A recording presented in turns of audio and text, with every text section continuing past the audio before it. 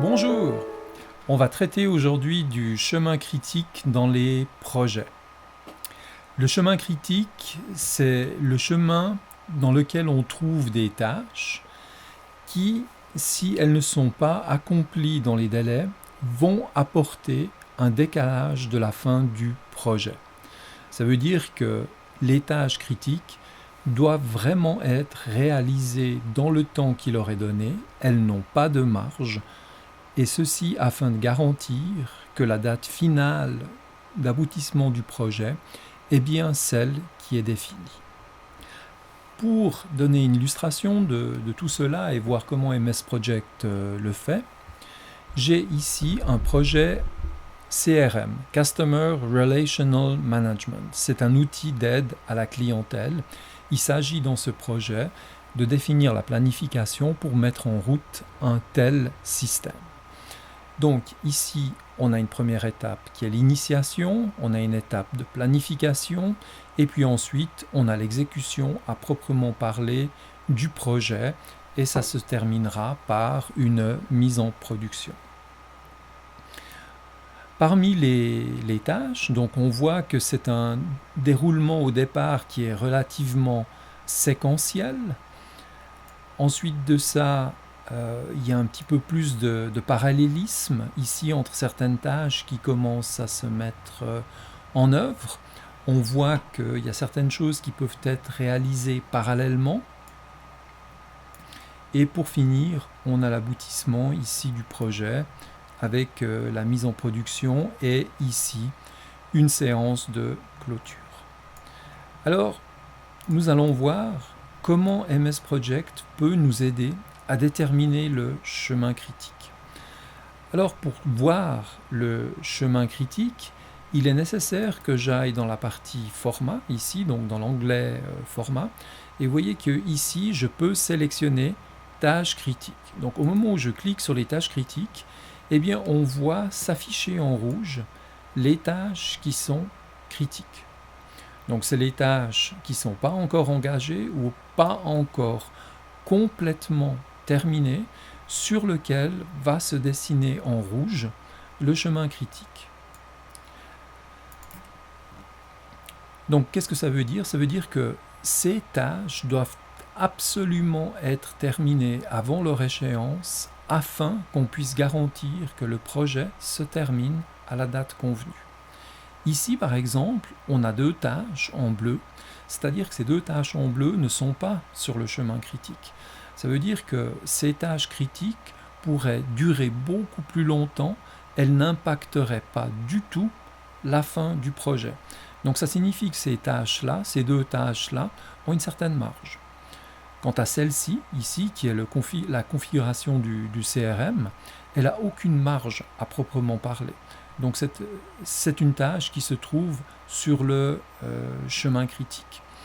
Donc on va descendre et puis on va voir effectivement que jusqu'à la fin du projet, il y a un certain nombre de tâches critiques pour pouvoir aboutir ici. D'accord ? Je peux prendre par exemple ici l'exemple de la formation qui se donne à une certaine date.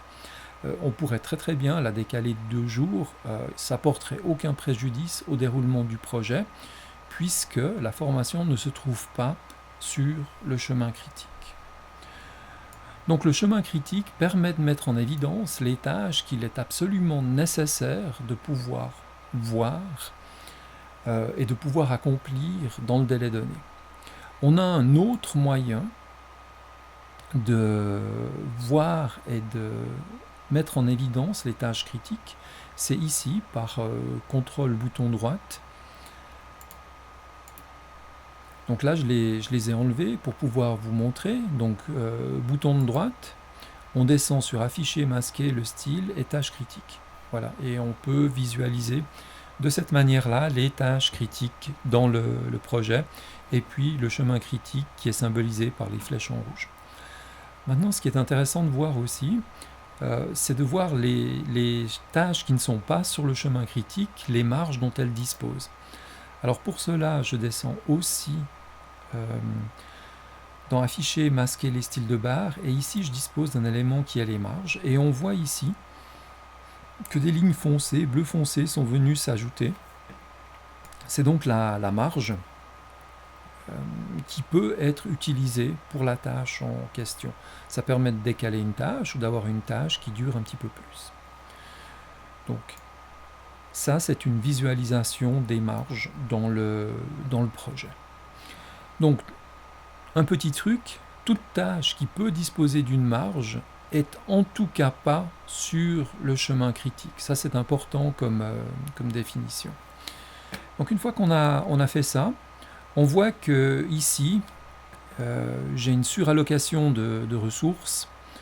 Je l'ai volontairement laissé. On voit qu'il y a de la marge et puis on va voir ce qui se passe si je demande maintenant au programme de passer par-dessus, d'aplanir en fait les surallocations de ressources, c'est-à-dire faire le nivellement. Donc je vais lui demander de tout niveler ici.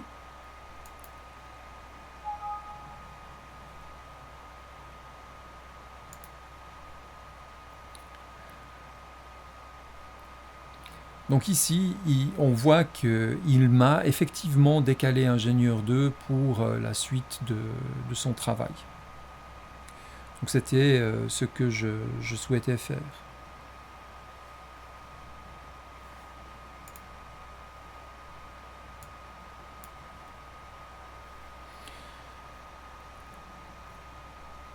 Il y a un autre affichage qui peut être intéressant.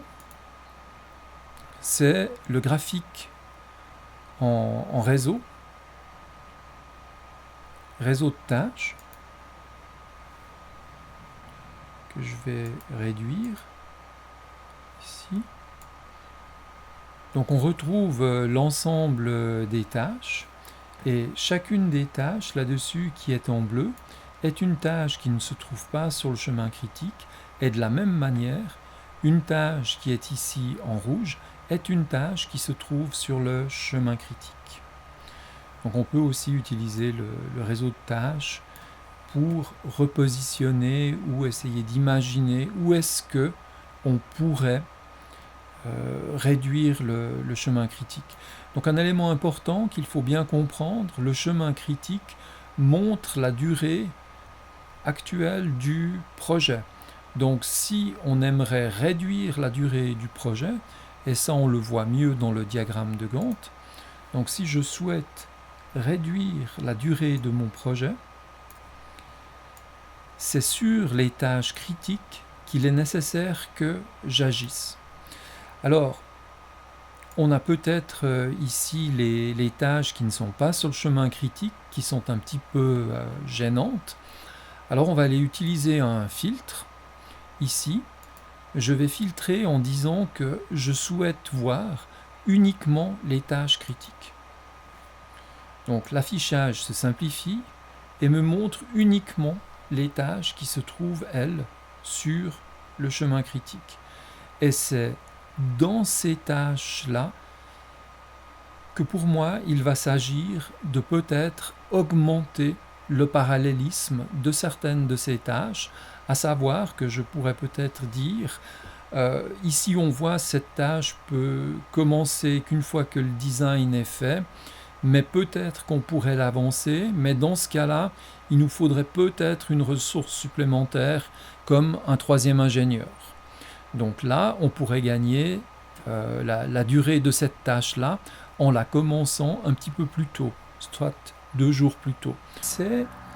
Nous allons également voir au niveau des rapports que propose MS Project, notamment les encours,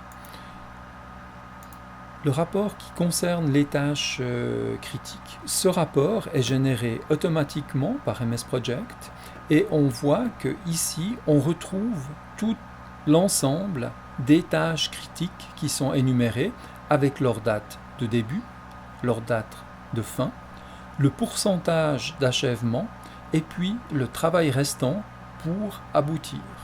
Également, on voit que les ressources qui ont déjà été attribuées à ces tâches sont définies ici.